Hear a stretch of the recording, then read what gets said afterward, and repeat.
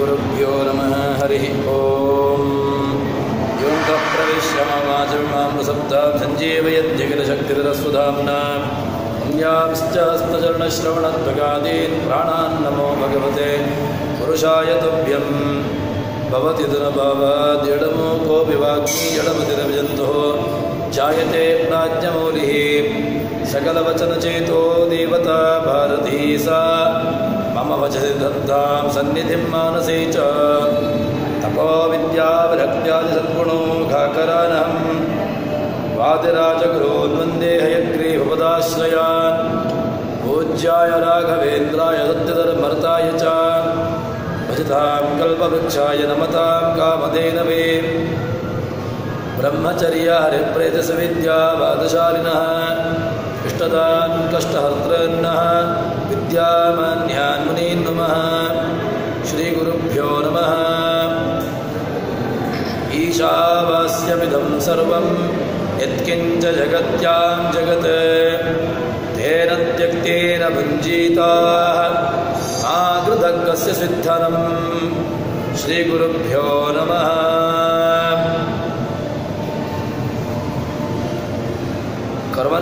ಕರ್ಮವನ್ನು ಮಾಡಲೇಬೇಕು.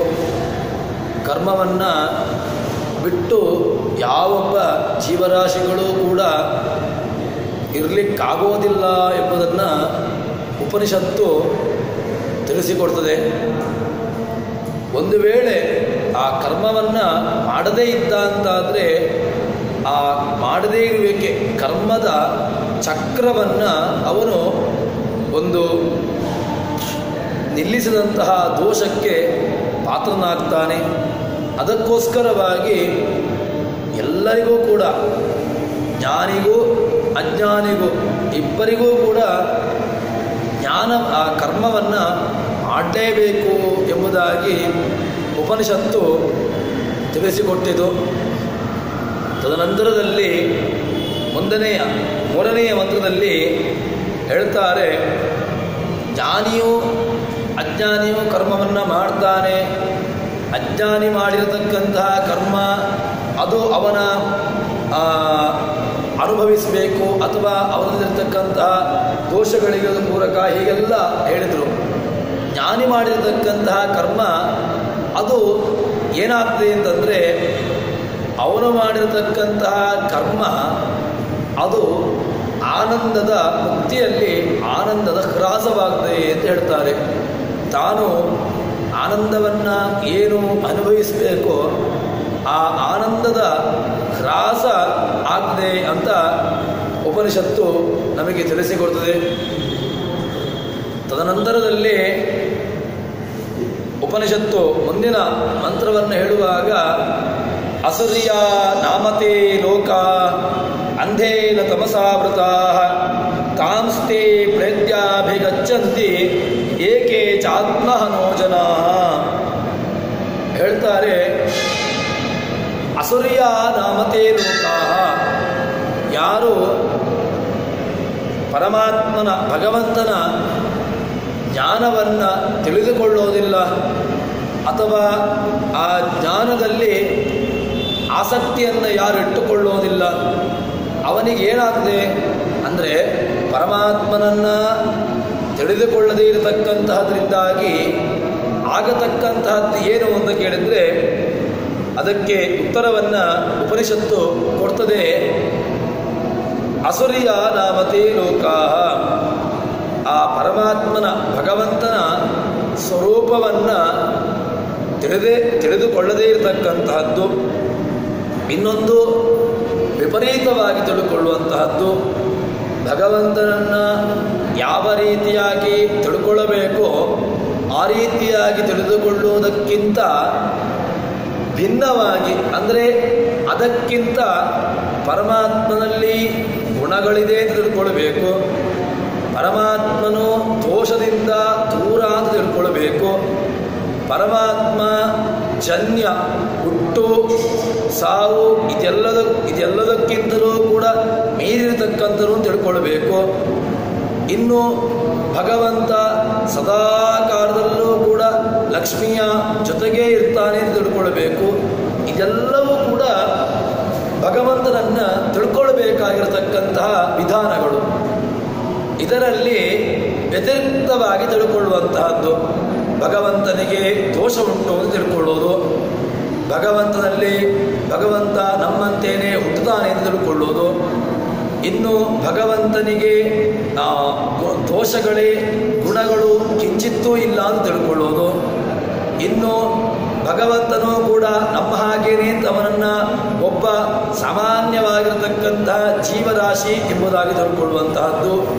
ಇದೆಲ್ಲವೂ ಕೂಡ ಪರಮಾತ್ಮನನ್ನು ತಿಳಿದುಕೊಳ್ಳುವುದಕ್ಕಿಂತ ಭಿನ್ನವಾಗಿ, ಅಂದರೆ ವ್ಯತಿರಿಕ್ತವಾಗಿ ವಿಭಿನ್ನವಾಗಿ ತಿಳ್ಕೊಂಡಂತಹದ್ದು ಇದೆಯೋ.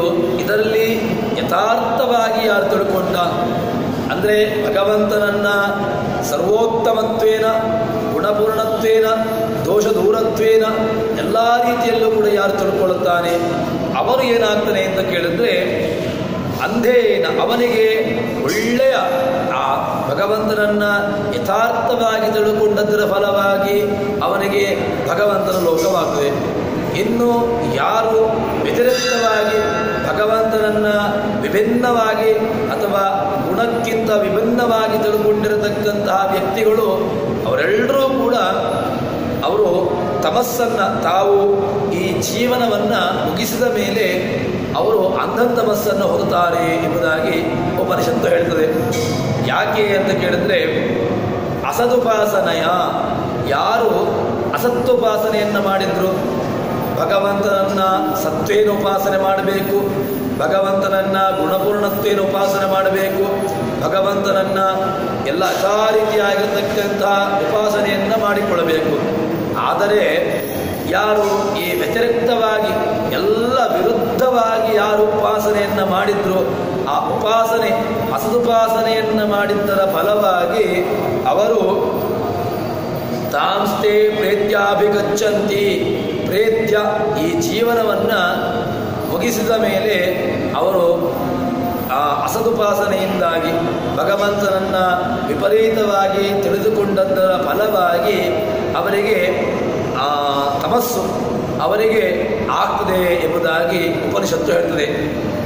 ತಾಂಸ್ತೆ ಪ್ರೇತ್ಯಾಭಿಗಚ್ಚಂತಿ ಏಕೇಚ ಆತ್ಮಹನಃ, ಅವನಿಗೆ ಆ ಉಪಾಸನೆ ಅಸದುಪಾಸನೆಯನ್ನು ಮಾಡಿದ್ರಿಂದಾಗಿ ಏನಾಯಿತು, ಆತ್ಮಹನಃ, ಅವನಿಗೆ ಆತ್ಮಹತ್ಯಾ ದೋಷ ಬಂತು ಅಂತ ಹೇಳ್ತಾರೆ.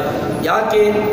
ಆತ್ಮಶಬ್ದಕ್ಕೆ ಆತ್ಮೇತಿ ಪರಮಾತ್ಮೇತಿ ಭಗವಾನಿತಿ ಶಬ್ದತೆ, ಭಗವಂತನನ್ನು ಆತ್ಮಶಬ್ದದಿಂದಾಗಿ ಉಪನಿಷತ್ತು ಕರೀತದೆ. ಭಗವಂತನನ್ನು ಆತ್ಮ ಅಂದರೆ ಸ್ವಾಮಿ ಎಂಬುದಾಗಿ ಭಗವಂತನನ್ನು ಹೇಳ್ತಾರೆ.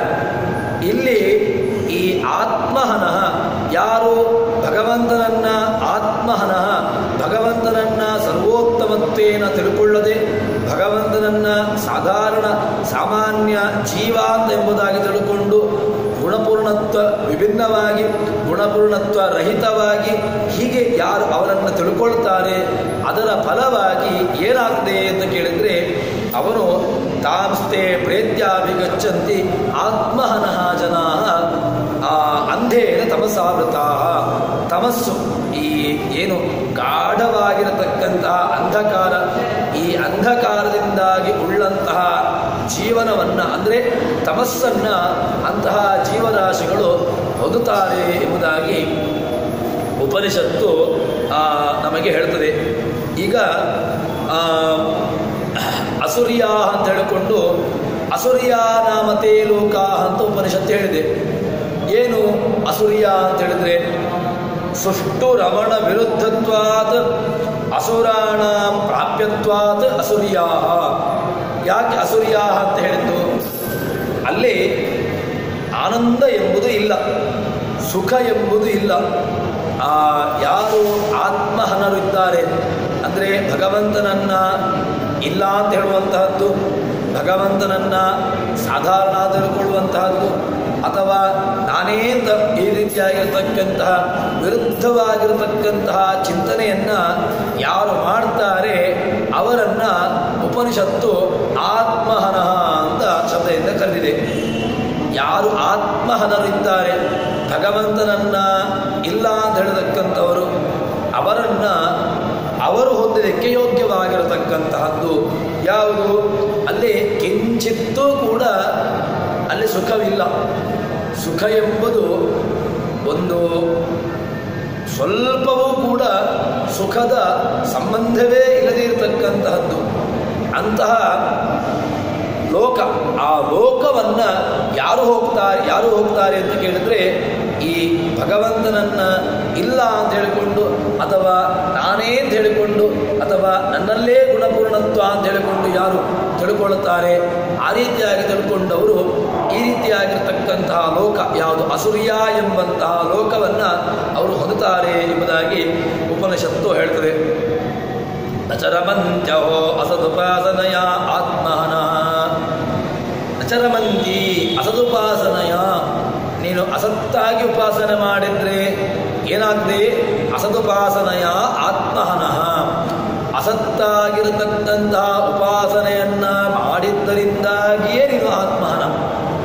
ಇಲ್ಲ ಅಂತ ಹೇಳುವಂತಹದ್ದು ಇದೆಲ್ಲವೂ ಕೂಡ ಆತ್ಮನನ್ನ ಕೊಂದಂತಹ ದೋಷಕ್ಕೆ. ಯಾರು ಭಗವಂತ ಇದ್ದಾನೆ, ಇರತಕ್ಕಂತಹ ಭಗವಂತನನ್ನ ಇಲ್ಲ ಅಂತ ಹೇಳಿಕೊಂಡು ಯಾರು ಹೇಳ್ತಾನೆ ಅವನು ಆತ್ಮಹನಃ, ಭಗವಂತನನ್ನ ಕೊಂದಿರತಕ್ಕಂತಹ ದೋಷಕ್ಕೆ ಅವನು ಪಾತ್ರನಾಗ್ತಾನೆ. ಅದಕ್ಕೋಸ್ಕರವಾಗಿ ಅಂಥವರನ್ನ ಆತ್ಮಹನಃ ಅಂತ ಇಲ್ಲಿ ಹೇಳಿದ್ದಾರೆ. ಇಲ್ಲಿ ಮಹಾದುಃಖೈಕ ಹೇತುತ್ವಾತ್ ಪ್ರಾಪ್ಯತ್ವಾದಾಸುರೈಸ್ತಥಾ. ಮಹಾದುಃಖ ಯಾಕೆ? ಅದು ಅಸುರಿಯ. ಅಸುರಿಯ ಅಂತ ಹೇಳಿದ್ದು ಯಾಕೆ ಆ ಶಬ್ದ ಆ ಲೋಕಕ್ಕೆ? ಮಹಾದುಃಖೈಕ ಹೇತುತ್ವಾತ್, ಸ್ವಲ್ಪ ದುಃಖವಲ್ಲ, ತುಂಬ ದುಃಖ. ಯಾವುದೋ ಒಂದು ಕಿಂಚಿತ ದುಃಖವನ್ನೇ ನಮಗೆ ತಡ್ಕೊಳ್ಳಿಕ್ಕಾಗೋದಿಲ್ಲ. ಇನ್ನು ಈ ತಮಸ್ಸು ಅಂತ ಏನಿದೆ, ಯಾರು ತಮಸ್ಸನ್ನ ಕುರಿತು ಹೋಗ್ತಾರೆ, ತಮಸ್ಸಿಗೆ ಹೋಗ್ತಾರೆ, ಅವರಿಗೆ ಮಹಾದುಃಖ. ಯಾವ ಕಾಲಕ್ಕೂ ಕೂಡ ಅವರಿಗೆ ಸುಖ ಎಂಬುದು ಆಗೋದೇ ಇಲ್ಲ. ವಿಪರೀತವಾಗಿರತಕ್ಕಂತಹ ದುಃಖಕ್ಕೆ ಕಾರಣವಾಗಿರತಕ್ಕಂತಹದ್ದು ಈ ಅಂಧಂತಮಸ್ಸು. ಅಂತಹ ಅಂಧಂತಮಸ್ಸನ್ನ ಕುರಿತು ಆ ಜೀವರಾಶಿಗಳು ಹೋಗ್ತಾರೆ ಎಂಬುದಾಗಿ ಉಪನಿಷತ್ತು ಹೇಳ್ತದೆ. ಅಸುರಿಯ ನಾಮತೆ ಲೋಕ ತಾನ್ಯಾಂತಿ ವಿಮುಖೌ ಹರೌ. ಯಾರು ಭಗವಂತನನ್ನ ವಿಮುಖರಾಗಿದ್ದಾರೆ, ನಾವು ಭಗವಂತನಿಂದ ವಿಮುಖರಾಗಿದ್ದೇವೆ, ವಿಷಯ ಪದಾರ್ಥಗಳಲ್ಲಿ ನಾವು ಆಸಕ್ತರಾಗಿದ್ದೇವೆ. ವಿಷಯ ಪದಾರ್ಥಗಳಲ್ಲಿ ವಿಮುಖರಾಗಬೇಕು, ಭಗವಂತನಲ್ಲಿ ಆಸಕ್ತರಾಗಬೇಕು. ಇದು ಎರಡೂ ಕೂಡ ವಿರುದ್ಧ. ವಿಷಯಾಸಕ್ತಿ, ವಿಷಯದಲ್ಲಿ ಉಂಟು, ಆಸಕ್ತಿ ಉಂಟು ಅಂತಾದರೆ ಭಗವಂತನ ಕಡೆಗೆ ಮನಸ್ಸು ಬರೋದಿಲ್ಲ. ಭಗವಂತನ ಕಡೆಗೆ ಮನಸ್ಸಿದ್ದಾಗ ಆವಾಗ ಈ ವಿರುದ್ಧವಾಗಿ ಯಾವುದು ವಿಷಯ ಪದಾರ್ಥಗಳಲ್ಲಿ ನಮ್ಮ ಮನಸ್ಸು ಹೋಗೋದಿಲ್ಲ. ಇದೆರಡೂ ಕೂಡ ಪರಸ್ಪರ ವಿರುದ್ಧ. ಇಲ್ಲಿ ಯಾರನ್ನ ಆಸುರಿಯ ಎಂಬಂತಹ ಲೋಕಕ್ಕೆ ಹೋಗ್ತಾರೆ ಅಂತ ಹೇಳಿದ್ರೆ ಉಪನಿಷತ್ತು ಹೇಳ್ತದೆ, ಏ ವಿಮುಖಾಹ, ಯಾರು ಹರಿಯಲ್ಲಿ ಭಗವಂತನಲ್ಲಿ ವಿಮುಖರಾಗಿದ್ದಾರೆ, ವಿಷಯ ಪದಾರ್ಥಗಳಲ್ಲಿ ಆಸಕ್ತಿಯನ್ನು ಹೊಂದಿದ್ದಾರೆ, ಅವರು ಭಗವಂತನನ್ನು ಬಿಟ್ಟು ತಾವು ಅಂಧಂತಮಸ್ಸನ್ನ ಕಡೆಗೆ ಹೋಗ್ತಾರೆ ಎಂಬುದಾಗಿ ಹೀಗೆ ಹೇಳ್ತಾರೆ. ಅಂದರೆ ಉಪನಿಷತ್ತಿನ ತಾತ್ಪರ್ಯ ಏನು ಅಂತ ಕೇಳಿದ್ರೆ, ಯಾರು ಅಸತ್ತಾಗಿರತಕ್ಕಂತಹ ಉಪಾಸನೆಯನ್ನು ಮಾಡುವಂತಹದ್ದು ಅಥವಾ ಭಗವಂತನ ಸರ್ವೋತ್ತಮತ್ವ, ಗುಣಚಿಂತನೆ ಅಥವಾ ಸ್ವಾತಂತ್ರ್ಯ ಇತ್ಯಾದಿ ಗುಣಗಳನ್ನು ಯಾರು ಅದನ್ನು ವಿರುದ್ಧವಾಗಿ ಅದನ್ನು ಹೇಳ್ತಾರೆ ಅವರಿಗೆ ಏನು ಗತಿಯಾಗದೆ ಎಂಬಂತಹ ಉಪನಿಷತ್ತು ಅದನ್ನು ಉಪನಿಷತ್ತು ತಿಳಿಸ್ತಾ ಉಂಟು. ಏಕೇಚ ಅಂತ ಹೇಳಿದ್ರೆ ಯಾರಿಗೆ ಅಂತ ಕೇಳಿದ್ರೆ, ಯಾರು ವಿಮುಖರಾದವರು ಮಾತ್ರ ಅಂತ. ವಿಮುಖರಾದವರು ಒಂದು ವೇಳೆ ಭಗವಂತನಲ್ಲಿ ಆಸಕ್ತಿ ಇಲ್ಲ, ಭಗವಂತನಲ್ಲಿ ಆಸಕ್ತಿ ಇಲ್ಲದೆ ಅಂತ ಹೇಳಿದ್ರೆ ನಿಯಮಿತವಾಗಿ ಒಂದು ವೇಳೆ ಭಗವಂತನಲ್ಲಿ ಆಸಕ್ತಿ ಇಲ್ಲ, ನಿಶ್ಚಿತವಾಗಿಯೂ ಕೂಡ ಅವರು ಅಂಧಂತಮಸ್ಸನ್ನೇ ಕುರಿತು ಹೋಗ್ತಾರೆ ಎಂಬಂತಹ ಒಂದು ನಿಯಮವನ್ನು ನಿಶ್ಚಯವಾಗಿಯೂ ಕೂಡ ಅವರು ಅನ್ನಂತಮಸ್ಸನ್ನೇ ಕುರಿತು ಹೋಗ್ತಾರೆ ಎಂಬುದನ್ನು ಸೂಚಿಸುವುದಕ್ಕೋಸ್ಕರವಾಗಿ ಏಕೇಚ ಆತ್ಮಹನಃ ಎಂಬಲ್ಲಿ ಶಬ್ದವನ್ನು ಹಾಕಿದ್ದಾರೆ. ತದನಂತರದಲ್ಲಿ ಹೀಗೆ ಆ ಅಧಿಕಾರಿ ನಮಗೆ ಯಾವುದು ಬೇಕು, ಯಾಕೆ ಅಸುರಿಯ ಅಂತ ಹೇಳಿದ್ರು ಅಂತ ಹೇಳಿದ್ರೆ ನಮಗೆ ಯಾವುದು ಬೇಕು, ಯಾವುದರಲ್ಲಿ ನಮ್ಮ ಆಸಕ್ತಿಯನ್ನು ಹುಟ್ಟಿಸಬೇಕು ಅಂತ ಕೇಳಿದ್ರೆ ಅಧಿಕಾರಿ ಯಾರು ಭಗವಂತನನ್ನು ತಿಳ್ಕೊಳ್ಬೇಕು, ಭಗವಂತನ ತತ್ವಜ್ಞಾನವನ್ನು ತಾನು ಬರೆಸಿಕೊಳ್ಳಬೇಕು, ಭಗವಂತನ ಕಡೆಗೆ ನಾನು ಹೋಗಬೇಕು, ಶಾಸ್ತ್ರಾದಿಗಳ ಶ್ರವಣ ಮಾಡಬೇಕು. ಇದೆಲ್ಲದರಲ್ಲಿಯೂ ಕೂಡ ನಮ್ಮ ಅಭಿವ್ಯಕ್ತಿಯನ್ನು ನಮ್ಮಲ್ಲಿರತಕ್ಕಂತಹ ಆಸಕ್ತಿಯನ್ನು ಬೆಳೆಸುವುದಕ್ಕೋಸ್ಕರವಾಗಿ ಇಲ್ಲಿ ನಿಂದನೆಯನ್ನು ಮಾಡಿದ್ದಾರೆ. ಯಾರು ಭಗವಂತನನ್ನ ಇಲ್ಲ ಅಂತ ಹೇಳುತ್ತಾರೆ ಅಂಥವರಿಗೆ ಅನಿಷ್ಟವಾಗ್ತದೆ ಅಂತ ಹೇಳಿದರೆ ಅಂದರೆ ಏನಾಯಿತು, ಅನಿಷ್ಟಕ್ಕಿಂತ ವಿರುದ್ಧವಾಗಿರತಕ್ಕಂತಹ ಒಂದು ಇಷ್ಟ ಇದೆ. ಅದು ಯಾವುದು ಅಂತ ಕೇಳಿದ್ರೆ ಭಗವಂತನನ್ನ ಸರ್ವೋತ್ತಮತ್ವೇನ ಒಪ್ಪಿಕೊಳ್ಳುವಂತಹದ್ದು. ಭಗವಂತನನ್ನ ಒಪ್ಪಿಕೊಳ್ಳದಿದ್ದರೆ ಆವಾಗ ನಾಸ್ತಿಕ ಅಂತ ಅನಿಸಿಕೊಂಡ್ರೆ ಆವಾಗ ಅಂಥವರಿಗೆ ಏನಾಗ್ತದೆ ಎಂಬುದನ್ನು ಇಲ್ಲಿ ನಿಂದನೆ ಮಾಡಿತ್ತು. ಅದಕ್ಕೋಸ್ಕರ ಇಲ್ಲಿ ನಾವು ಏನು ಮಾಡಬೇಕು, ಅಸುರ್ಯ ಸುಷ್ಟುರಮಣ ವಿರುದ್ಧಂ ಸೂರ್ಯಂ ತದ್ವಿರುದ್ಧಂ ಅಸುರ್ಯಂ ಅಂತ ಒಳ್ಳೆ ಚೆನ್ನಾಗಿ ಇರಲಿಕ್ಕೆ ಯೋಗ್ಯವಾಗಿರತಕ್ಕಂತಹದ್ದು ಸ್ವರ್ಗ. ಅದಕ್ಕಿಂತ ವಿರುದ್ಧವಾಗಿ ಒಳ್ಳೆಯ ರೀತಿಯಲ್ಲಿ ಇರಲಿಕ್ಕಾಗದೇ ಇರತಕ್ಕಂತಹದ್ದು ಯಾವುದು ಅಂತ ಕೇಳಿದರೆ ಅದು ಅಂಧಂತಮಸ್ಸು.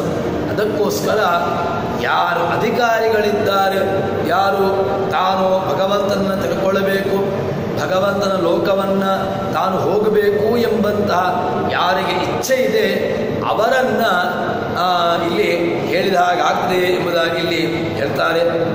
ತದನಂತರದಲ್ಲಿ ಮುಂದಕ್ಕೆ ಉಪನಿಷತ್ತು ಹೇಳ್ತದೆ, ಅನೇಜದೇಕಂ ಮನಸೋಜವೀಯೋ ನೈನದ್ದೇವ ಆಪ್ನುವನ್ ಪೂರ್ವಮರ್ಶತ್ ತದ್ಧಾವತಃ ಅನ್ಯಾನ್ ಅತ್ಯೇತಿ ತಿಷ್ಠತ್ ತಸ್ಮಿನ್ನಪೋ ಮಾತರಿಶ್ವಾ ದದಾತಿ. ಮುಂದಿನ ಮಂತ್ರ ಉಪನಿಷತ್ತು ಏನು ಹೇಳ್ತಾ ಉಂಟು ಅಂತ ಕೇಳಿದ್ರೆ, ಅನೇಜದೇಕಂ ಮನಸೋಜವೀಯೋ ಆ ಒಂದು ವಸ್ತು ಇದೆ. ಯಾವುದು ವಸ್ತು ಅಂತ ಕೇಳಿದ್ರೆ ಅದನ್ನು ಹೇಳ್ತಾರೆ, ತತ್ ಏಕಂ ಆ ಒಂದು ವಸ್ತು ಇದೆಯಲ್ವಾ ಅದು ಭಗವಂತ. ನಯೇಜತಿ ಅನೇಜತಿ ತದೇಜತಿ ತನ್ನೇಜತಿ ತದ್ದೋರೆ ತದಂತಿಕೆ ತದಂತರಸ ಸರ್ವಸ್ಯ ತದು ಸರ್ವಸ್ಯ ಬಾಹ್ಯತಃ. ಉಪನಿಷತ್ತು ಭಗವಂತನನ್ನು ಹೇಳುವಾಗ ಏನು ಹೇಳ್ತದೆ, ತದೇಜತಿ ತನ್ನೇಜತಿ ತದ್ದೂರೆ ತದ್ವಂತಿಕೆ. ಅದು ದೂರದಲ್ಲಿ ಉಂಟು, ಹತ್ತಿರದಲ್ಲಿ ಉಂಟು.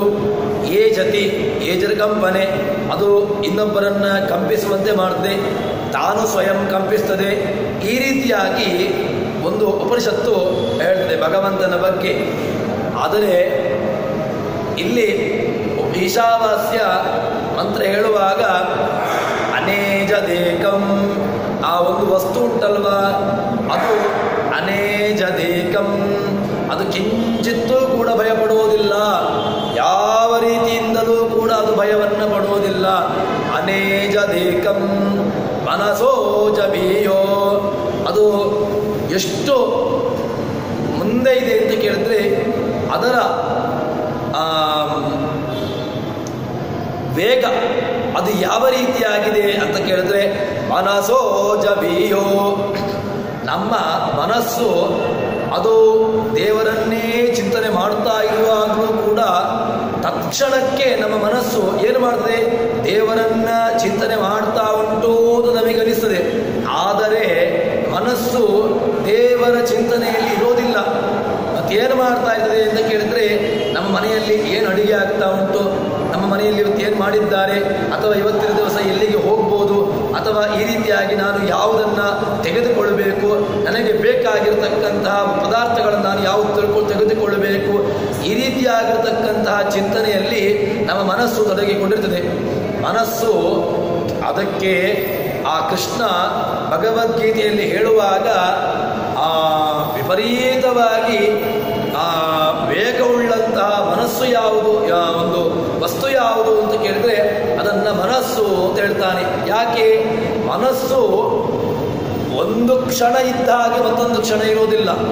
ಈ ಕ್ಷಣದಲ್ಲಿ ದೇವರನ್ನ ಚಿಂತನೆ ಮಾಡ್ತಾ ಉಂಟು ಅಂತ ಅನಿಸಿದ್ರೆ ಅದು ಮತ್ತೊಂದು ಕ್ಷಣಕ್ಕಾಗುವಾಗ ದೇವರನ್ನ ಚಿಂತಿಸ್ತಾ ಇರೋದಿಲ್ಲ, ದೇವರನ್ನ ಮರೆತಿರ್ತದೆ. ಹೀಗೆ ಉಪನಿಷತ್ತು ಹೇಳ್ತದೆ, ಆ ಮನಸ್ಸು ಮನಸೋಚ ಬೀಯೋ, ಮನಸ್ಸಿಗಿಂತಲೂ ಕೂಡ ವಿಪರೀತವಾಗಿರತಕ್ಕಂತಹ ವೇಗ. ಭಗವಂತನಿಗೆ ವೇಗ ಅದು ಯಾವ ರೀತಿಯಾಗಿ ಉಂಟು? ಮನಸ್ಸೇ ವಿಪರೀತವಾಗಿ ವೇಗ ಇರುವುದು ಅಂತ. ಇದು ಈ ಭಗವಂತ ಮನಸ್ಸಿಗಿಂತಲೂ ಕೂಡ 100 ಪಟ್ಟು ವೇಗ, ಅಷ್ಟು ವೇಗ ಉಳ್ಳವನು ಭಗವಂತ. ಮನಸೋಚ ಬೀಯೋ ನೈನದ್ದೇವ ಆಪ್ರವನ್, ಯಾರು ಅವನನ್ನು ಹೊಂದಲಿಕ್ಕಾಗಲೇ ಇಲ್ಲ, ಯಾರೂ ಅಲ್ಲ, ದೇವತೆಗಳು ಸಹಿತ ಅವನನ್ನು ಹೊಂದಲಿಲ್ಲ ಅಂತ ಹೇಳ್ತಾರೆ. ದೇವತೆಗಳಿಗೂ ಕೂಡ ಭಗವಂತನನ್ನ ತಿಳ್ಕೊಳ್ಳಿಕ್ಕೆ, ಭಗವಂತನನ್ನ ಸಂಪೂರ್ಣವಾಗಿ ತಿಳ್ಕೊಳ್ಳಿಕ್ಕಾಗ್ದ ಅಂತ ಕೇಳಿದ್ರೆ ಸಾಧ್ಯವೇ ಇಲ್ಲ. ಭಗವಂತನನ್ನ ದೇವತೆಗಳು ಕೂಡ ಏನೋ ಒಂದು ಸ್ವಲ್ಪ ಕಿಂಚಿತ್ತಾಗಿ ತಿಳ್ಕೊಳ್ಳುತ್ತಾರೆ ಹೊರತು ಭಗವಂತನನ್ನ ಸಂಪೂರ್ಣವಾಗಿ ತಿಳ್ಕೊಳ್ಳಿಕ್ಕೆ ದೇವತೆಗಳಿಂದಲೂ ಸಾಧ್ಯ ಇಲ್ಲ. ಲಕ್ಷ್ಮೀದೇವಿಗೇನೆ ಭಗವಂತನನ್ನ ತಿಳ್ಕೊಳ್ಳಿಕ್ಕಾಗೋದಿಲ್ಲ ಅಂತ ಅಂದಮೇಲೆ ಇನ್ನು ಆ ಭಗವಂತನನ್ನ ದೇವತೆಗಳು ಎಲ್ಲಿ ತಾನೆ? ದೇವತೆಗಳಿಗಂತೂ ಸುತರಾಂ ಭಗವಂತನನ್ನ ತಿಳ್ಕೊಳ್ಳಿಕ್ಕೆ ಸಾಧ್ಯ ಇಲ್ಲ. ಇಲ್ಲಿಯೋ ಅವರವರ ಯೋಗ್ಯತಾನುಸಾರವಾಗಿ ಅವರು ತಿಳ್ಕೊಳ್ಳಬಹುದೇ ಹೊರತು ಭಗವಂತನನ್ನ ಸಾಕಲ್ಯೇನ ನಾನು ಪೂರ್ಣವಾಗಿ ತಿಳ್ಕೊಂಡೆ, ನಾನು ದೇವರ ಬಗ್ಗೆ ಪ್ರವಚನವನ್ನು ಕೇಳಿದೆ, ಪುರಾಣವನ್ನು ಕೇಳಿದೆ, ಅರ್ಚನೆಯನ್ನು ಮಾಡಿಸಿದೆ, ಪೂಜೆಯನ್ನು ಮಾಡಿಸಿದೆ, ಈ ರೀತಿಯಾಗಿ ನನಗೆ ಮಾಡಿದ್ರಿಂದಾಗಿ ನನಗೆ ದೇವರು ಕಂಡ, ನನಗೆ ದೇವರು ಪೂರ್ಣವಾಗಿ ಗೊತ್ತಾಯಿತು, ಸಾಧ್ಯವೇ ಇಲ್ಲ, ಕಿಂಚಿತ್ತೂ ಕೂಡ ಗೊತ್ತಾಗೋದಿಲ್ಲ ಅಂತ ಉಪನಿಷತ್ತು ಹೇಳ್ತದೆ. ನೈನದ್ದೇವ ಆಪ್ನವನ್ ಪೂರ್ವಮರ್ಶತ್ ತದ್ಧಾವತಃ ಅನ್ಯಾನ್ ಅತ್ಯೇದಿಷ್ಠತೆ. ಇನ್ನು ಹೇಳ್ತಾರೆ, ತದ್ಧಾವತಃ ಅನ್ಯಾನ್ ಅತ್ಯೇದಿಷ್ಠತೆ. ಭಗವಂತನನ್ನ ಅನಾದಿ ಕಾಲದಿಂದಾಗಿ ಅವನು ಮಾತ್ರ ಎಲ್ಲವನ್ನೂ ತಿಳ್ಕೊಂಡಿದ್ದಾನೆ.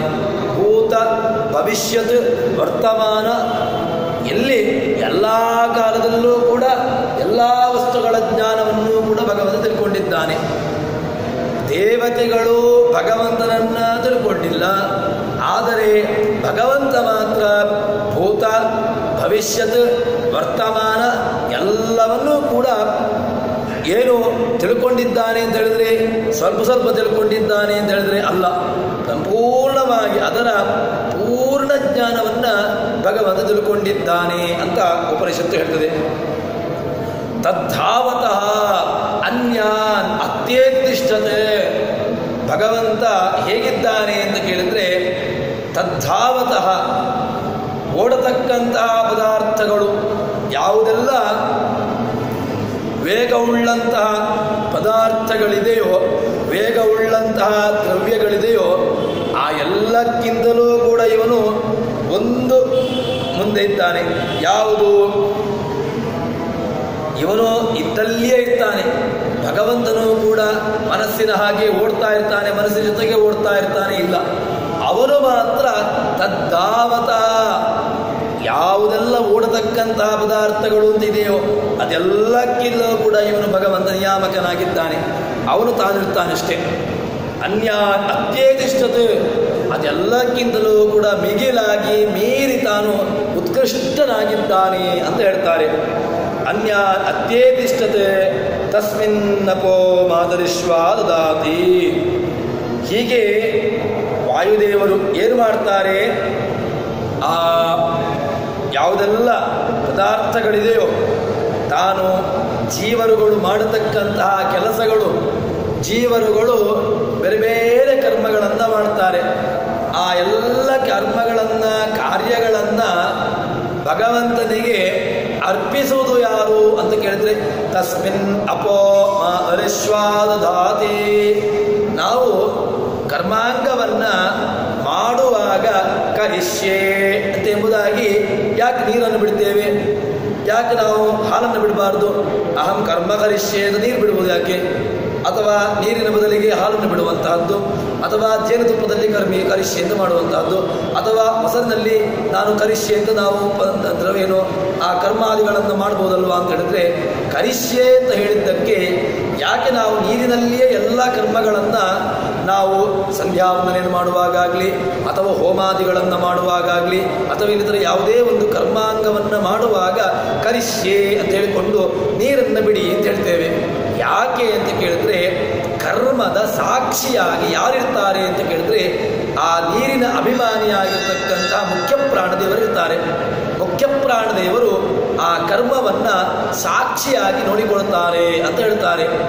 ಆ ಸಾಕ್ಷಿತ್ವೇನ ನೀರನ್ನು ನಾವು ಉಪಯೋಗಿಸಿಕೊಂಡು ನೀರಿನ ಮೂಲಕವಾಗಿ ಆ ಕರ್ಮವನ್ನ ನಾವು ಬಿಟ್ಟೆವು ಅಂತ ಹೇಳಿದ್ರೆ ಆ ಕರ್ಮ ಅದನ್ನ ಭಗವಂತನಿಗೆ ಹೋಗಿ ಅದನ್ನು ತಲುಪಿಸತಕ್ಕಂತಹ ಒಂದು ವ್ಯವಸ್ಥೆಯನ್ನ ವಾಯುದೇವರು ಮಾಡ್ತಾರೆ.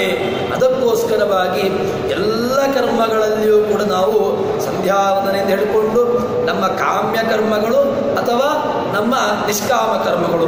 ಕಾಮ್ಯ ಕರ್ಮ ಅಂತ ಹೇಳಿದ್ರೆ ನಾವು ಮಾಡತಕ್ಕಂತಹ ಯಾವುದೋ ಒಂದು ಉದ್ದೇಶದಿಂದಾಗಿ ನನ್ನ ಹೋಮಾದಿಗಳು ನನ್ನ ಮನೆಗೆ ಒಳ್ಳೆದಾಗಬೇಕು, ನನ್ನ ಹೆಂಡತಿಗೆ ನನ್ನ ಮಕ್ಕಳಿಗೆ ಅಂತ ಹೇಳಿಕೊಂಡು ಏನು ನಮ್ಮ ಕಾಮನೆಯನ್ನು ಇಟ್ಟುಕೊಂಡು ನಾವು ಮಾಡ್ತೇವೆ, ಆ ಕಾಮ್ಯ ಕರ್ಮಗಳಿಗೂ ಕೂಡ ನಾವು ನೀರನ್ನೇ ಉದ್ದೇಶವಾಗಿಟ್ಟುಕೊಂಡು ನಾವು ಕರ್ಮವನ್ನು ಮಾಡುವಂತಹದ್ದು. ಇನ್ನು ನಿಷ್ಕಾಮ ಕರ್ಮಗಳು, ದೇವತಾ ಪೂಜೆ, ನಿತ್ಯದಲ್ಲೂ ಕೂಡ ಶಾಲಗ್ರಾಮದ ಅರ್ಚನೆ, ನಿತ್ಯದಲ್ಲೂ ಕೂಡ ದೇವತಾ ಅರ್ಚನೆ, ನಿತ್ಯದಲ್ಲೂ ಕೂಡ ಮಾಡತಕ್ಕಂಥ ಸಂಧ್ಯಾವಂದನೆ, ಇದರಲ್ಲೂ ಕೂಡ ಯಾಕೆ ನಾವು ನೀರನ್ನು ಬಿಡ್ತೇವೆ ಅಂತ ಕೇಳಿದ್ರೆ ಆ ಸಂಧ್ಯಾವಂದನೆಗಳಲ್ಲಿಯೂ ಕೂಡ ನಮ್ಮ ಕರ್ಮಾಂಗ ಅದನ್ನ ಭಗವಂತನಿಗೆ ಅರ್ಪಿಸತಕ್ಕಂತಹ, ಭಗವಂತನಿಗೆ ಕೊಂಡು ಹೋಗಿ ಸೇರಿಸತಕ್ಕಂತಹ ವ್ಯವಸ್ಥೆ ಅದನ್ನ ವಾಯುದೇವರಿಗೆ ಹೇಳ್ತಾರೆ. ಅದನ್ನ ನಮಗೆ ಉಪನಿಷತ್ತು ಹೇಳ್ತದೆ. ತಸ್ಮಿನ್ ಅಪಹ ಮಾತರಿಶ್ವ ದದಾತಿ. ಅಪಹ ಅಪಭಿಮಾನಿಯಾಗಿರತಕ್ಕಂತಹ ಮಾತರಿಶ್ವ. ಯಾರು ಮಾತರಿಶ್ವ? ಅದು ವಾಯುದೇವರು, ಅದು ಹನುಮಂತ, ಅದನ್ನೇ ಪ್ರಾಣದೇವರು, ಅದೇ ಆ ಮಧ್ವಾಚಾರ್ಯರು. ಈ ಒಂದು ವ್ಯವಸ್ಥೆಯಿಂದಾಗಿ ಆ ಭಗವಂತನಿಗೆ ಕರ್ಮಾಂಗವನ್ನ ಅರ್ಪಿಸತಕ್ಕಂತಹ ಕೆಲಸವನ್ನ ಮಾಡೋದು ಯಾರು ಅಂತ ಕೇಳಿದ್ರೆ ವಾಯುದೇವರು. ಅದನ್ನ ಉಪನಿಷತ್ತು ನಮಗೆ ಹೇಳಿದೆ. ತಸ್ಮಿನ್ ಅಪೋ ಮಾತರಿಶ್ವಾದದಾತಿ. ಆ ಎಲ್ಲ ಕರ್ಮಾಂಗಗಳನ್ನು ಕೂಡ ಭಗವಂತನಿಗೆ ಸೇರಿಸತಕ್ಕಂತಹ ಕೆಲಸವನ್ನ, ಕಾರ್ಯವನ್ನ ಮಾಡುವುದು ಅದು ನೀರಿನ ಅಭಿಮಾನಿಯಾಗಿರತಕ್ಕಂಥ ಆ ಪ್ರಾಣದೇವರು ಎಂಬುದಾಗಿ ಹೇಳ್ತಾರೆ. ಸರಿ, ಇದಕ್ಕೆ ಪ್ರಮಾಣ ಉಂಟಾ ಅಂತ ಕೇಳಿದ್ರೆ, ಸುಮ್ಮನೆ ಪ್ರಮಾಣ ಇಲ್ಲದೇನೆ ಹೇಳುವಂತಹದ್ದು ಅಂತ ಕೇಳಿದ್ರೆ ಅದಕ್ಕೆ ಬೇಕಾಗಿರತಕ್ಕಂತಹ ಪ್ರಮಾಣವನ್ನ ಹೇಳ್ತಾರೆ. ಎಲ್ಲ ಪ್ರಮಾಣಗಳನ್ನು ಕೊಡ್ತಾರೆ. ಅನೇಜ ದೇಕಂ ಮನಸೋಜ ಬೀಯೋ ಎಂಬುದಾಗಿ ಈ ಉಪನಿಷತ್ತಿನ ಮಂತ್ರ ಆರಂಭವಾಯಿತು. ಅನೇಜ ದೇಕಂ, ಆ ಒಂದು ವಸ್ತು ಉಂಟು, ಆ ವಸ್ತು ಯಾವುದಕ್ಕೂ ಹೆದರುವುದಿಲ್ಲ ಅಂತ ಹೇಳಿದ್ರು. ಅದಕ್ಕೆ ಬೇಕಾಗಿರತಕ್ಕಂತಹ ಪ್ರಮಾಣವನ್ನ ಅನೇಜತೆ ನಿರ್ಭಯತ್ವ ತದೇಕಂ ಪ್ರಾಧಾನ್ಯದಸ್ತಥ. ಆ ಒಂದು ಪದಾರ್ಥ ಇದೆ, ಅದು ಯಾವುದು ಅಂತ ಕೇಳಿದ್ರೆ ಅದೇ ಭಗವಂತ. ಅದು ಸ್ವಯಂ ತಾನು ಹೆದರುವುದಿಲ್ಲ, ತಾನು ಹೆದರದೆ ತಾನು ಎಲ್ಲಕ್ಕಿಂತಲೂ ಕೂಡ ಎಲ್ಲವನ್ನೂ ಕೂಡ ಪ್ರಧಾನವಾಗಿ ಅದಿದೆ ಅಂತ ಹೇಳ್ತಾರೆ. ಪ್ರಾಧಾನ್ಯತಸ್ತಥ ಸಮ್ಯಕ್ ಜ್ಞಾತುಮ ಶಕ್ಯತ್ವ ಅಗಮ್ಯಂ ತತ್ಸೈರಪಿ. ಇಲ್ಲಿ ಮುಂದನೇ ಶಬ್ದ ಉಂಟು. ನೈನದ್ದೇವ ಆಪ್ನವನ್ ಪೂರ್ವಮರ್ಶತೆ. ದೇವತೆಗಳು ಭಗವಂತನನ್ನು ಚೆನ್ನಾಗಿ ಪೂರ್ಣವಾಗಿ ತಿಳ್ಕೊಂಡ್ರ ಅಂತ ಕೇಳಿದ್ರೆ ಇಲ್ಲ. ತಸ್ಮತ್ ಸಮ್ಯಕ್ ಜ್ಞಾತು ಅಶಕ್ಯತ್ವಾತ್. ಭಗವಂತನನ್ನ ಸಮ್ಯಕ್ ಚೆನ್ನಾಗಿ ತಿಳ್ಕೊಳ್ಳಿಕ್ಕೆ ದೇವತೆಗಳಿಂದಲೂ ಸಾಧ್ಯ ಇಲ್ಲ, ನಮ್ಮಿಂದಲೇ ಸಾಧ್ಯ ಇಲ್ಲ. ಜೀವಿಗಳು ನಮ್ಮಂತಹ ಮನುಷ್ಯರು ಬಿಡಿ, ದೇವತೆಗಳಿಗೂ ಸಾಧ್ಯ ಇಲ್ಲ. ದೇವತೆಗಳಿಗೂ ಅಲ್ಲದೆ ಲಕ್ಷ್ಮೀದೇವಿಗೂ ಸಹಿತ ಭಗವಂತನನ್ನು ತಿಳ್ಕೊಳ್ಳುವುದರಲ್ಲಿ ಕಿಂಚಿತ್ತು ಮಾತ್ರ ಸಾಧ್ಯ ಅಂತ ಹೇಳ್ತಾರೆ. ಲಕ್ಷ್ಮೀದೇವಿ ಕೂಡ ಭಗವಂತನನ್ನು ತಿಳ್ಕೊಳ್ಳುವುದರಲ್ಲಿ ಎಲ್ಲಿಯೋ ಕಿಂಚಿತ್ತಾಗಿ ತಿಳ್ಕೊಂಡಿದ್ದಾಳೆ. ಇನ್ನು ಲಕ್ಷ್ಮೀದೇವಿಯೇ ಅಷ್ಟು ತಿಳ್ಕೊಂಡಿದ್ದಾರೆ ಅಂತ ಹೇಳಿದ ಮೇಲೆ ದೇವತೆಗಳ ನಂತರ ನಮ್ಮಂತಹ ಋಷಿಗಳು ಬಿಟ್ಟು ನಮ್ಮಂತಹ ಜೀವರಾಶಿಗಳು ಮನುಷ್ಯ ರಾಶಿಗಳು ಅವರು ಭಗವಂತನ ತಿಳ್ಕೊಳ್ಳಿಕ್ಕೆ ಸಾಧ್ಯವೇ ಇಲ್ಲ. ಭಗವಂತನ ತಿಳ್ಕೊಳ್ಳಿಕ್ಕೆ ಸಾಧ್ಯವೇ ಇಲ್ಲ. ಬಿಟ್ಟು ಬಿಡುವ ಯಾಕೆ ಬೇಕು? ದೇವರು ಸುಮ್ಮನೆ ದೇವರ ತಿಳ್ಕೊಳ್ಳುವುದೇ ಆಗುದಿಲ್ಲ ಅಂತಂದ್ರೆ ಆಗದಿರೋದನ್ನು ಯಾಕೆ ಬೇಕು? ಈಗ ಯಾವುದೋ ಒಂದು ವ್ಯವಸ್ಥೆ ಅದಾಗುವುದಿಲ್ಲ ಅಂತ ಆದ್ಮೇಲೆ ಅದನ್ನು ಬಿಟ್ಟು ಬಿಡುವ ಇಲ್ಲ. ಭಗವಂತನನ್ನು ತಿಳ್ಕೊಳ್ಳಿಕ್ಕೆ ಆಗೋದಿಲ್ಲ ಅಂತ ಹೇಳಿದ್ರೆ ನಮಗೆ ಯೋಗ್ಯತೆ ಇದ್ದಷ್ಟು ನಾವು ತಿಳ್ಕೊಳ್ಳೇಬೇಕು. ಭಗವಂತನನ್ನ ನಮಗೆ ಯಾವ ರೀತಿಯಾಗಿ ತಿಳ್ಕೊಳ್ಬೋದು? ದೇವರು ದೊಡ್ಡವನು, ನನ್ನನ್ನು ಹೀಗಿಟ್ಟಿದ್ದಾನೆ, ನನಗೆ ಬೇಕಾಗಿರತಕ್ಕಂಥ ವ್ಯವಸ್ಥೆಯನ್ನು ಮಾಡಿದ್ದಾನೆ, ನನಗೆ ಇಷ್ಟೆಲ್ಲ ಜಗತ್ತನ್ನು ಕೊಟ್ಟಿದ್ದಾನೆ, ನನಗೆ ಒಳ್ಳೆಯ ಪರಿಸರವನ್ನು ಕೊಟ್ಟಿದ್ದಾನೆ, ನನಗೆ ಒಳ್ಳೆಯ ಪರಿವಾರವನ್ನು ಕೊಟ್ಟಿದ್ದಾನೆ, ಒಳ್ಳೆಯ ವ್ಯವಸ್ಥೆಯನ್ನು ಮಾಡಿದ್ದಾನೆ, ನನಗೆ ಇಷ್ಟೊಳ್ಳೆಯ ಜೀವನವನ್ನು ಕೊಟ್ಟಿದ್ದಾನೆ. ಈ ರೀತಿಯಾಗಿ ತಿಳ್ಕೊಳ್ಳೋದಕ್ಕೆ ಯಾವುದೇ ರೀತಿಯಾಗಿರ್ತಕ್ಕಂಥ ಸಮಸ್ಯೆ ಇಲ್ಲ. ಇದನ್ನು ತಿಳ್ಕೊಳ್ಳುವುದನ್ನು ಉಪನಿಷತ್ತು ಹೇಳುವಂತಹದ್ದು. ಮತ್ತೆ ಬ್ರಹ್ಮದೇವರು ತಿಳ್ಕೊಂಡಾಗೆ ನಾವು ತಿಳ್ಕೊಳ್ತೇವೆ. ಬ್ರಹ್ಮದೇವರು ಭಗವಂತನ ಬಗ್ಗೆ ಬೇಕಾದಷ್ಟು ತಿಳ್ಕೊಂಡಿದ್ದಾರೆ. ಬ್ರಹ್ಮದೇವರಷ್ಟು ನಾವು ತಿಳ್ಕೊಂಡಿಲ್ಲ ಅಂತ ಹೇಳಿದ್ರೆ ಅವರು ತಿಳ್ಕೊಂಡಿದ್ದಾರೆ. ಅವರು ದೊಡ್ಡ ಜೀವರಾಶಿ, ನಮ್ಮಂಥವರು ನಮಗೆ ಎಷ್ಟು ಬೇಕು ಆ ರೀತಿಯಾಗಿ ನಾವು ದೇವರನ್ನ ತಿಳ್ಕೊಳ್ಳೇಬೇಕು ಎಂಬುದಾಗಿ ಉಪನಿಷತ್ತು ಹೇಳ್ತಾ ಉಂಟು. ಸರಿ, ಭಗವಂತನನ್ನ ಅಚಿಂತ್ಯ ಶಕ್ತಿವ ಸರ್ವಗತ್ವಾತ್ ಅಲ್ಲಿ ಮುಂದಿನ ಶಬ್ದ ಉಂಟು. ಅದು ಯಾವುದು ಅಂತ ಕೇಳಿದ್ರೆ ಅದು ವಿರುದ್ಧವಾಗಿರತಕ್ಕಂಥ ಶಬ್ದ. ತದ್ಧಾವತಃ ಅನ್ಯಾನ್ ಅತ್ಯೇತಿ ತಿಷ್ಠತೆ. ಓಡತಕ್ಕಂತಹ ವಸ್ತುಗಳಿಗೆ ಇದು ಅದಕ್ಕಿಂತಲೂ ಮುಂದಾಗಿ ಓಡ್ತಾ ಉಂಟು ಅಂತ ಹೇಳ್ತಾರೆ. ಓಡತಕ್ಕಂತಹ ವಸ್ತುಗಳಿಗೆ ಮುಂದಕ್ಕೆ ಓಡ್ತಾ ಉಂಟು ಅಂತ ಹೇಳಿದ್ರೆ ಓಡುವುದೇ ವಿರುದ್ಧ. ಓಡುವುದಕ್ಕಿಂತಲೂ ಕೂಡ ಓಡ್ತಾ ಇದ್ದ ಮೇಲೆ ಅದಕ್ಕಿಂತಲೂ ಒಂದು ಶಬ್ದ ಮುಂದೆ ಉಂಟು ಅಂತ ಹೇಳಿದ್ರೆ ಇದೆಲ್ಲವೂ ಕೂಡ ಭಗವಂತನಲ್ಲಿ ಕೂಡಿಸ್ಲಿಕ್ಕೆ ಬರ್ತದೆ. ಯಾಕೆ? ಅಚಿಂತ್ಯ ಶಕ್ತಿವ ಸರ್ವಗತ್ವಾತ್ ತತ್ಪರಂ. ಭಗವಂತನಲ್ಲಿ ಅಚಿಂತ್ಯ ಶಕ್ತಿತ್ವಾತ್. ನಾನೀಗ ಇಲ್ಲಿದ್ದೇನೆ ಅಂತ ಹೇಳಿದ್ರೆ ಒಳಗಿರ್ಬೋದು, ದೇವಸ್ಥಾನದ ಒಳಗಿರ್ಲಿಕ್ಕೆ ಸಾಧ್ಯ ಉಂಟು.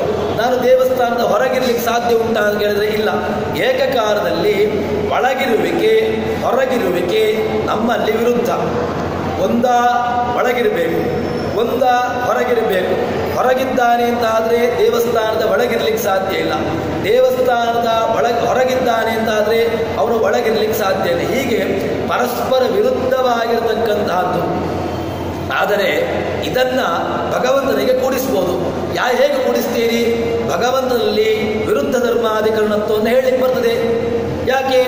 ಗುಣಭೃನ್ನಿರ್ಗುಣೋ ಮಹಾನ್ ಅಧೃತಸ್ವಧೃತಸ್ವಾಸ್ಯ. ಅವನು ಗುಣಭೃತ್, ಗುಣವುಳ್ಳವನು ಅಂತಾಯಿತು. ಮತ್ತೆ ಪುನಃ ಗುಣಭೃನ್ನಿರ್ಗುಣೋ ಮಹಾನ್. ನೀವು ಗುಣಭೃತ್ ಅಂತ ಹೇಳ್ತೀರಿ, ಪುನಃ ಮುಂದೆ ನಿರ್ಗುಣ ಅಂತ ಹೇಳ್ತಾ ಇದ್ದೀರಿ. ಇದೇಗಾಗ್ತದೆ? ಗುಣಭೃತ ಆದವನು, ಗುಣವುಳ್ಳವನು ನಿರ್ಗುಣ ಆಗ್ಲಿಕ್ಕೆ ಹೇಗೆ ಸಾಧ್ಯ? ನಿರ್ಗುಣ ಆದವನು ಗುಣವುಳ್ಳವನು ಹೇಗೆ ಸಾಧ್ಯ? ಇನ್ನು ಮುಂದಿನ ಮತ್ತೊಂದು ಅಧೃತ ಸ್ವಧೃತ ಸ್ವಾಸ್ಯ. ಅಧೃತ ಯಾರಿಂದಲೂ ಧರಿಸಲ್ಪಡಲಿಲ್ಲ, ಸ್ವಧೃತ ತನ್ನನ್ನು ತಾನೇ ಧರಿಸಿಕೊಂಡಿದ್ದಾನೆ. ಇದೇಗೆ ಸಾಧ್ಯ? ನನ್ನನ್ನೇ ಧರಿಸಿಕೊಂಡದ್ದು ಹೇಗೆ? ನಾನೇ ನನ್ನನ್ನು ಧರಿಸಿಕೊಂಡಕ್ಕೆ ಸಾಧ್ಯ ಇಲ್ಲ. ಯಾಕೆ? ನಾನು ನನ್ನ ಹೆಂಡತಿ ಮಕ್ಕಳನ್ನು ಬೇಕಾದರೂ ನಾನು ಧಾರಣೆ ಮಾಡಬಹುದು. ಯಾಕೆ? ಅವರನ್ನು ನಾನು ಸಾಕುವಂತಹದ್ದು ಅಥವಾ ನಾನು ಅವರ ಯೋಗಕ್ಷೇಮವನ್ನು ನೋಡುವಂತಹದ್ದು ಆಗಬಹುದು. ಅವರು ನನ್ನ ಮೇಲೆ ಇದ್ದಾರೆ ಅಂತ ಹೇಳಿದ್ರೆ ಅದು ವಿರುದ್ಧ. ಆದರೆ ಇದನ್ನ ಭಗವಂತನಿಗೆ ಹೇಳಲಿಕ್ಕೆ ಬರ್ತದೆ. ಯಾಕೆ? ಭಗವಂತ ಅಧೃತ, ಯಾರನ್ನೂ ಕೂಡ ಧಾರಣೆ ಮಾಡಲಿಲ್ಲ. ಸ್ವಧೃತ, ನನ್ನನ್ನು ಧಾರಣೆ ಮಾಡಿದ್ದಾನೆ. ಭಗವಂತ ಯಾರನ್ನೂ ಧಾರಣೆ ಮಾಡಲಿಲ್ಲ, ಜಗತ್ತನ್ನು ಧಾರಣೆ ಮಾಡಿದ್ದಾನೆ. ಇಡೀ ಜಗತ್ತು ಯಾರಲ್ಲಿದೆ? ಇಡೀ ಜಗತ್ತು ಭಗವಂತನಲ್ಲಿ. ಆ ಸಂಕರ್ಷಣ ಶಕ್ತಿ ಏನು? ಯಶೇಷ ಸದಂ ಸಹಸ್ರಪ್ರಣವಾನ್ ಏಕೇನ ಮೂರ್ಧಾವಹನ್ ಅಂತ ಹೇಳಿಕೊಂಡು ಆ ಅನಂತನ ಶಕ್ತಿಯನ್ನು ಹೇಳ್ತಾರೆ. ಭಗವಂತ ಅನಂತ ತನ್ನ 1000 ಹೆಡೆಯಲ್ಲಿ ಭೂಮಿಯನ್ನ ಒಂದು ಹೆಡೆಯಲ್ಲಿ ಧಾರಣೆ ಮಾಡಿದ್ದಾನೆ ಅಂತ ಹೇಳ್ತಾರೆ. ಭಗವಂತ ಅನಂತನಿಗೇನೆ ಅಷ್ಟು ಶಕ್ತಿ ಇರುವಾಗ ಅನಂತನಿಗೂ ಕೂಡ ಶಕ್ತಿಯನ್ನು ಕೊಟ್ಟವ ಅದು ಭಗವಂತ. ಆ ಅನಂತನಿಗೆ ಅಷ್ಟು ಶಕ್ತಿ ಉಂಟು ಅಂತ ಆದರೆ ಇಷ್ಟು ಯಾವುದೋ 1000 ಬ್ರಹ್ಮಾಂಡವನ್ನ ಧಾರಣೆ ಮಾಡತಕ್ಕಂತಹ ಸಾಮರ್ಥ್ಯ ಅನಂತನಿಗೇನೆ ಉಂಟು ಅಂತ ಆದ್ಮೇಲೆ ಅನಂತನನ್ನು ಧಾರಣೆ ಮಾಡಿರ್ತಕ್ಕಂತಹ ಭಗವಂತನಿಗೆ ಇನ್ನೆಷ್ಟು ಶಕ್ತಿ ಇರಲಿಕ್ಕಿಲ್ಲ. ಹೀಗೆ ಆ ಭಗವಂತ ಅವನಲ್ಲಿರ್ತಕ್ಕಂಥ ಶಕ್ತಿಗಳು ಅದು ಅಚಿಂತ್ಯ ಶಕ್ತಿ. ಭಗವಂತನಲ್ಲಿ ಅಚಿಂತ್ಯ ಅದ್ಭುತ ಶಕ್ತಿ. ಅಣಿಮಾ ಮಹಿಮಾ ಚೈವ ಗರಿಮಾ ಲಘಿಮಾತ ಪ್ರಾಪ್ತಿ ಪ್ರಾಕಾಮಿ ಮೇಷಿತ್ವಂ ವಶಿತ್ವಂ ಚಾಟಸಿದ್ದಯ. ಹನುಮಂತ ಸಣ್ಣ ರೂಪಾದ ದೊಡ್ಡ ರೂಪಾದ ಅಂತ ಹೇಳಿಕೊಂಡು ಇದಕ್ಕೆ ಯಾವುದು ಲಂಕೆಗೆ ಹೋಗುವಾಗ ಬೆಕ್ಕಿನ ರೂಪವನ್ನು ತಾಳ್ಕೊಂಡ ಅಂತ ಹೇಳ್ತಾರೆ. ಇನ್ನು ಲಂಕೆಗೆ ಹೋದ್ಮೇಲೆ ಬೃಹತ್ ಆಗಿರತಕ್ಕಂಥ ರೂಪವನ್ನು ತಾಳಿದ. ಭಗವಂತನನ್ನು ನಂಬಿರತಕ್ಕಂತಹ ಹನುಮಂತನಿಗೇನೆ ಅಷ್ಟು ಶಕ್ತಿ ಉಂಟು ಅಂತ ಆದ್ಮೇಲೆ ಭಗವಂತನಿಗೆ ಇನ್ನೆಷ್ಟು ಶಕ್ತಿ ಇಲ್ಲ. ಇದು ನಮಗೆ ಗೊತ್ತಾಗತಕ್ಕಂತಹದ್ದು. ಭಗವಂತನನ್ನು ರಾಮನನ್ನು ಪೂರ್ಣವಾಗಿ ನಂಬಿ ತನ್ನ ಜೀವನದಲ್ಲಿ ಉಸಿರಾಗಿಟ್ಟುಕೊಂಡಿರತಕ್ಕಂತಹ ಹನುಮಂತನಿಗೆ ಎಷ್ಟು ಶಕ್ತಿ ಇರುವಾಗ ರಾಮದೇವರಿಗೆ ಭಗವಂತನಿಗೆ ಎಷ್ಟು ಶಕ್ತಿ ಇರಲಿಕ್ಕಿಲ್ಲ ಎಂಬುದಾಗಿ ನಮಗೆ ಇದನ್ನು ಉಪನಿಷತ್ತು ತೋರಿಸಿಕೊಡ್ತದೆ. ಅಚಿಂತ್ಯ ಶಕ್ತಿ ಇವ ಭಗವಂತನಲ್ಲಿ ಎಲ್ಲಗಳನ್ನು ತಿಳಿಸ್ಲಿಕ್ಕೆ ಬರ್ತದೆ. ನೀವು ಸರ್ವಗತ್ವಾತ್, ಮತ್ತೆ ಎಲ್ಲ ಕಡೆಗಳು ಇದ್ದಾನೆ. ಇಲ್ಲಿದ್ದಾನ ಇದ್ದಾನೆ, ಅಲ್ಲಿದ್ದಾನ ಇದ್ದಾನೆ, ಎಲ್ಲ ಕಡೆ ಇದ್ದಾನೆ, ಎಲ್ಲ ಕಡೆ ಇದ್ದಾನೆ. ನೀನು ಪರಮಾಣು ಅಂತ ಹೇಳಿದ್ರೆ ಆ ಪರಮಾಣುವಿನಲ್ಲಿ ತುಂಡು ತುಂಡು ಮಾಡಿದರೆ ಆ ಸಣ್ಣ ಪರಮಾಣು ಉಳಿತದಲ್ವ, ಅದರಲ್ಲೂ ಇದ್ದಾನೆ. ಆ ಸಣ್ಣ ಪರಮಾಣು ಮತ್ತೆ ಪುನಃ ತುಂಡು ಮಾಡು, ಅದರಲ್ಲಿಯೂ ಕೂಡ ನಿಮಗೆ ಭಗವಂತನನ್ನು ಹೇಳಲಿಕ್ಕೆ ಬರ್ತದೆ. ನಮ್ಮಲ್ಲಿ ನಾವು ಎಲ್ಲಿ ಹೋಗ್ತೇವೆ, ಆಟಮ್ ಅಂತ ಹೇಳಿಬಿಡ್ತೇವೆ. ನಮ್ಮಲ್ಲಿ ಕೊನೆಯ ಪರಮಾಣು ಅದು ಆಟಮ್. ಆಟಮನ್ನು ತುಂಡು ಮಾಡಲಿಕ್ಕಾಗ್ತದ? ಇಲ್ಲ. ವೇದವ್ಯಾಸರು ಇದಕ್ಕಿಂತಲೂ ಕೂಡ ಆ ಆಟಮ್ಗಿಂತಲೂ ಕೂಡ ಇನ್ನಷ್ಟು ಸೂಕ್ಷ್ಮವನ್ನು ಹೇಳ್ತಾರೆ. ಸೂರ್ಯನ ರಶ್ಮಿ ಬೆಳಕು ಮನೆಯ ಒಳಗೆ ಬೀಳುವಾಗ ಆ ರಶ್ಮಿಯಲ್ಲಿ ಇಲ್ಲಿ ಸಣ್ಣ ಸಣ್ಣ ಸಣ್ಣ ಸಣ್ಣ ಧೂಳಿನ ಕಣಗಳು ಕಾಣ್ತವೆ. ಆ ಧೂಳಿನ ಕಣಗಳನ್ನು ಹಿಡಿದು ಅದನ್ನು ಮತ್ತೆ ನೀವು ಆರು ತುಂಡು ಮಾಡಿದರೆ ಅದರಲ್ಲಿ ಏನು ಆ ಸಣ್ಣ ವಿಭಾಗ ಸಿಗ್ತದೆ, ಅದರಲ್ಲೂ ಕೂಡ ಭಗವಂತನಿದ್ದಾನೆ ಅಂತ ಹೇಳಿಕೊಂಡು ಅಷ್ಟು ಸೂಕ್ಷ್ಮಕ್ಕೆ ಹೋಗ್ತಾರೆ. ನಮ್ಮಲ್ಲಿ ಏನು ಸೂಕ್ಷ್ಮ ಅಂತ ಹೇಳಿದ್ರೆ ಆಟಮ್, ಅದು ಯಾವುದೋ ಒಂದು ಕಣ್ಣಿಗೆ ಕಾಣದೇ ಇರತಕ್ಕಂತಹದ್ದು, ಅಲ್ಲಿಗೆ ಮಾತ್ರ ಕಣ್ಣಿಗೆ ಕಾಣದೆ. ಅದನ್ನು ಯಾವುದೋ ಒಂದು ವಿಶಿಷ್ಟವಾಗಿರತಕ್ಕಂಥ ವ್ಯವಸ್ಥೆಯನ್ನು ಇಟ್ಟುಕೊಂಡಾಗ ಅದು ನಮಗೆ ಕಣ್ಣಿಗೆ ಕಾಣ್ತದೆ ಆಟಮ್. ಆದರೆ ಇದು ಈ ಕಣ್ಣಿಗೆ ಆ ಸೂರ್ಯನ ಕಿರಣ, ಆ ಕಿರಣದಲ್ಲಿ ಬಂದಿರತಕ್ಕಂತಹ ಒಂದು ಸಣ್ಣ ಧೂಳಿನ ಕಣ, ಆ ಧೂಳಿನ ಕಣವನ್ನು ಹಿಡಿದು ಅದನ್ನು 6 ತುಂಡು ಮಾಡಿ ಆ 6ನೇ ಒಂದು ತುಂಡಿನಲ್ಲಿ ಒಂದು ಇದನ್ನು ಯೋಚನೆಗೂ ಸಾಧ್ಯ ಇಲ್ಲ ನಮ್ಮದು. ಯಾಕೆ? ಆ ತುಂಡು, ಆ ಸೂರ್ಯನ ಕಿರಣ, ಆ ಸೂರ್ಯನ ಕಿರಣದಲ್ಲಿ ಕಾಣತಕ್ಕಂತಹ ಧೂಳು, ಆ ಧೂಳಿನಲ್ಲಿ ಕಾಣತಕ್ಕಂತಹ ಒಂದು ಸಣ್ಣ ರಜಸ್ಸು, ಅದರಲ್ಲಿರ್ತಕ್ಕಂತಹ ಒಂದು 6ನೇ ಒಂದು ಭಾಗ, ಇದನ್ನು ಕಲ್ಪನೆಗೂ ಮೀರಿದ್ದು. ಆ ಕಲ್ಪನೆಗೂ ಮೀರಿದ್ದನ್ನು ವೇದವ್ಯಾಸರು ತೋರಿಸಿದ್ದಾರೆ. ಅಲ್ಲೂ ಕೂಡ ದೇವರಿದ್ದಾನೆ ಎಂಬುದನ್ನು ಹೀಗೆ ದ್ರವತಃ ಅತ್ಯೇನಂತಿಷ್ಟದ ತಸ್ಮಿನ್ ಕರ್ಮ ನಿಧಾನವರೋದು. ದ್ರವಿಸತಕ್ಕಂತಹ ಹರಿಯತಕ್ಕಂತಹ ಪದಾರ್ಥಗಳು, ದ್ರವ ಶಬ್ದಕ್ಕೆ ದ್ರವತಿ, ಯಾವುದು ಹರಿಯತಕ್ಕಂತಹ ಪದಾರ್ಥಗಳು, ಆ ಎಲ್ಲ ಪದಾರ್ಥಗಳಿಗಿಂತಲೂ ಕೂಡ ಸಂತಿಷ್ಠತೆ, ಅವನದಕ್ಕಿಂತಲೂ ಕೂಡ ಉತ್ತಮನಾಗಿದ್ದಾನೆ. ಇನ್ನು ಹೇಳ್ತಾರೆ ತಸ್ಮಿನ್ ಕರ್ಮಾಣಿ ಅಥಾತ್ ಮರುತು ಯಾರು? ಮರುತು ಆ ವಾಯುದೇವರು. ತಸ್ಮಿನ್ ಯಾರಲ್ಲಿ? ಅವನಲ್ಲಿ ಅಂತ ಹೇಳಿದ್ರೆ ಭಗವಂತನಲ್ಲಿ ಎಲ್ಲ ಕರ್ಮಗಳನ್ನು ಕೂಡ ಅರ್ಪಿಸ್ತಾನೆ ಅಂತ ಹೇಳ್ತಾರೆ. ಯಾಕೆ? ಮಾರುತ್ಯೇವ ಯತಶ್ಚೇಷ್ಟ ಸರ್ವಾತ ಭರಯೇರ್ಪಯೇತ್. ಉಪನಿಷತ್ತು ದೊಡ್ಡ ಪ್ರಮಾಣ, ಬ್ರಹ್ಮಾಂಡ ಪುರಾಣದ ಮಂತ್ರವನ್ನು ನಮಗೆ ಪ್ರಮಾಣವನ್ನು ಹೇಳ್ತದೆ. ಮಾರುತ್ಯೇವ ಯತಶ್ಚೇಷ್ಟ, ನಮ್ಮಲ್ಲಿ ಚೇಷ್ಟೆಗಳು ಆಗ್ತದೆ. ಚೇಷ್ಟೆಗಳು ಉಂಟಾ ಅಂತ ಕೇಳಿದ್ರೆ ಆಗ್ತಾ ಇರ್ತವೆ. ಇದರಲ್ಲಿ ಚೇಷ್ಟೆ ಯಾವಾಗ ಹೋಗ್ತದೆ ಅಂತ ಕೇಳಿದರೆ, ಯಾವಾಗ ಇದರಲ್ಲಿ ಪ್ರಾಣದೇವರು ದೇವರು ಈ ದೇಹದಿಂದಾಗಿ ಹೊರಕ್ಕೆ ಹೋಗ್ತಾರೋ ಆವಾಗ ಅದರಲ್ಲಿ ಚೇಷ್ಟೆ ಇಲ್ಲ. ಚೇಷ್ಟೆ ಯಾವಾಗ ಉಂಟು? ಯಾವಾಗ ಇದರ ದೇಹದಲ್ಲಿ ವಾಯುದೇವರು ಇರಬೇಕು, ಅದರ ಜೊತೆಗೆ ಭಗವಂತನೂ ಕೂಡ ಇರಬೇಕು. ಆ ಕಾಲದಲ್ಲಿ ಮಾತ್ರ ಇದರಲ್ಲಿ ಚೇಷ್ಟೆಗಳು. ಮಾರುತ್ಯೇವ ಯತಶ್ಚೇಷ್ಟ, ಭಗವಂತನ ಜೊತೆಗೆ ಪ್ರಾಣದೇವರೇ ಎಲ್ಲ ಚೇಷ್ಟೆಗಳನ್ನು ಮಾಡುವಂತಹದ್ದು. ಎಲ್ಲ ಚೇಷ್ಟೆಗಳನ್ನು ಮಾಡ್ತಾರೆ ಅಂತ ಹೇಳಿದ ಮೇಲೆ ಸರ್ವಾತ ಭರಯೇರ್ಪಯೇತ್, ಆ ಎಲ್ಲ ಚೇಷ್ಟೆಗಳನ್ನು ಯಾರಿಗೆ ಅರ್ಪಿಸಬೇಕು ಅಂತ ಕೇಳಿದ್ರೆ ಉಪನಿಷತ್ತು ಸರ್ವಾ ಭರಯೇರ್ಪಯೇತ್, ಎಲ್ಲ ಕರ್ಮಗಳನ್ನು ಕೂಡ ನೀನು ಭಗವಂತನಿಗೆ ಅರ್ಪಿಸು. ಯಾಕೆ? ನೀನು ಮಾಡತಕ್ಕಂತಹ ಕರ್ಮ ಅದು ಯಾವುದೂ ಇಲ್ಲ. ಯಾಕೆ? ನಾನು ಅಂತ ಹೇಳಿಕೊಂಡು ಯಾವುದಾದ್ರೂ ಕರ್ಮ ಅದು ಆಯ್ತಾ ಅಂತ ಹೇಳಿದ್ರೆ ಅದು ಆಗೋದಿಲ್ಲ. ಯಾಕೆ? ನಾನು ಅಂತ ಹೇಳಿಕೊಂಡು ಒಂದು ಅಹಂಕಾರದ ವ್ಯವಸ್ಥೆಯನ್ನು ಇಟ್ಟುಕೊಂಡು ನಾವು ಯಾವುದಾದ್ರೂ ಕರ್ಮಕ್ಕೆ ತೊಡಗಿಕೊಂಡ್ರೆ ಆ ಕರ್ಮ ಅದು ಮಧ್ಯದಲ್ಲಿಯೇ ಯಾವುದಾದ್ರೂ ರೀತಿಯಾಗಿ ಅದಕ್ಕಿಂತ ವಿಘ್ನ ಬಂದು ಅದು ನಿಂತು ಹೋಗ್ತದೆ. ಅದಕ್ಕಿಂತ ಭಗವಂತ ಈ ಕರ್ಮವನ್ನು ಮಾಡಬೇಕು ಅಂತ ಚಿಂತನೆ ಮಾಡಿದ್ದೇನೆ, ನನ್ನ ಒಳಗೆ ಇದ್ದುಕೊಂಡು ಈ ರೀತಿಯಾಗಿರ್ತಕ್ಕಂತಹ ಕರ್ಮ ಇದನ್ನು ಯೋಗ್ಯವಾಗಿ ಯಾವ ರೀತಿಯಾಗಿ ಮಾಡಿದರೆ ನಿನಗೆ ಪ್ರೀತಿಯಾಗ್ತದೋ, ನಿನಗೆ ಸಂತೃಪ್ತಿ ಆಗ್ತದೋ ಆ ರೀತಿಯಾಗಿ ನನ್ನ ಕರ್ಮವನ್ನು ಮಾಡಿಸು ಅಂತ ಹೇಳಿಕೊಂಡು ನಾವು ದೇವರಲ್ಲಿ ಪ್ರಾರ್ಥನೆಯನ್ನು ಮಾಡಿದರು ಅಂತ ಹೇಳಿದರೆ ಅದೇ ಕೂಡ ನಾವು ನಿತ್ಯದಲ್ಲೂ ಕೂಡ ಮಾಡಬೇಕು. ನಮಗೇನಾಗಿದೆ, ನಿತ್ಯದಲ್ಲೂ ಕೂಡ ನಮ್ಮ ಪ್ರಾರ್ಥನೆ ದೇವರೇ ನನ್ನ ಜೀವನ ಇವತ್ತು ನಾವು ನಿತ್ಯದಲ್ಲೂ ಕೂಡ ದೇವರನ್ನು ಪ್ರಾರ್ಥನೆ ಮಾಡ್ತಾ ಇರಬೇಕು. ದೇವರೇ ನಾನು ಬೆಳಗ್ಗಿನಿಂದ ಸಂಜೆ ತನಕ ಇಷ್ಟು ಚೆನ್ನಾಗಿ ಬದುಕಿದೆ, ಇವತ್ತಿನ ಜೀವನವನ್ನು ನನ್ನ ಇವತ್ತಿನ ಏನು ವ್ಯವಸ್ಥೆ ಇತ್ತು ಅದನ್ನು ನಾನು ನಿನಗೆ ಅರ್ಪಿಸ್ತೇನೆ. ನಾಳೆಯಿಂದ ಮತ್ತೆ ಪುನಃ ನನಗೆ ಹೊಸತಾಗಿರತಕ್ಕಂತಹದ್ದಾಗಲಿ, ಪುನಃ ನಾಳೆ ದೇವರೇ ನನಗೆ ಇವತ್ತು ನಮ್ಮದು ನಿತ್ಯವೂ ಕೂಡ ಹೊಸತ್ತು. ನಮಗೆ ಯಾವತ್ತೂ ಕೂಡ ನಮಗೆ ಯಾವುದೋ ಒಂದು ದಿವಸ ನಮಗೆ ಹೊಸತ್ತಲ್ಲ. ಯಾಕೆ? ನಿತ್ಯದಲ್ಲಿಯೂ ಕೂಡ ನಮಗೆ ಹೊಸತ್ತೇ ಇರುವಂತಹದ್ದು. ಆ ಒಂದು ದಿವಸ ಹಿಂದಿನ ದಿವಸ ಇವತ್ತಿನ ದಿವಸ ಹೋಯಿತು ಅಂತ ಹೇಳಿದ್ರೆ ಇವತ್ತಿನ ದಿವಸ ಮುಗಿಯಿತು, ನಾಳೆ ಮತ್ತೆ ಪುನಃ ಅದು ಸಿಗ್ತದ ಅಂತ ಕೇಳಿದ್ರೆ ಸಾಧ್ಯವೇ ಇಲ್ಲ.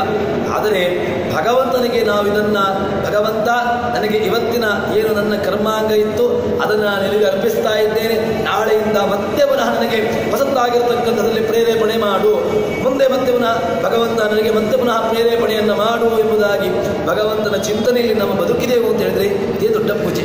ಇದಕ್ಕಿಂತ ಭಿನ್ನವಾಗಿರತಕ್ಕಂಥ ಯಾವುದೋ ಒಂದು ಪೂಜೆ ಬೇಕಾಗಿಯೇ ಇಲ್ಲ. ನಿತ್ಯದಲ್ಲೂ ಕೂಡ ಪೂಜೆ ಇದನ್ನೇ ಹೇಳುವಂತಹದ್ದು, ಉಪನಿಷತ್ತು ಕೂಡ ನಮಗೆ ಇದನ್ನೇ ಕೊಟ್ಟಿರತಕ್ಕಂತಹದ್ದು. ಹೀಗೆ ನಮ್ಮ ಜೀವನ ಮುಂದುವರಿಯಲಿ ಅಂತ ಹೇಳಿಕೊಂಡು ಇವತ್ತಿನ ಪ್ರವಚನವನ್ನು ಹರಿಪ್ರಿಯತಾ ಶ್ರೀಕೃಷ್ಣಾರ್ಪಣಮಸ್ತು. ಯಸ್ಸರ್ವಣ ಸಂಪೂರ್ಣ ಸರ್ವದೋಷ ವಿವರ್ಜಿತ ಪ್ರಿಯತಾಂ ಪ್ರೀತೇ ಬಾಲಂ ವಿಷ್ಣುರ್ಮೇ ಪರಮಸ್ಸುಹೃತ್.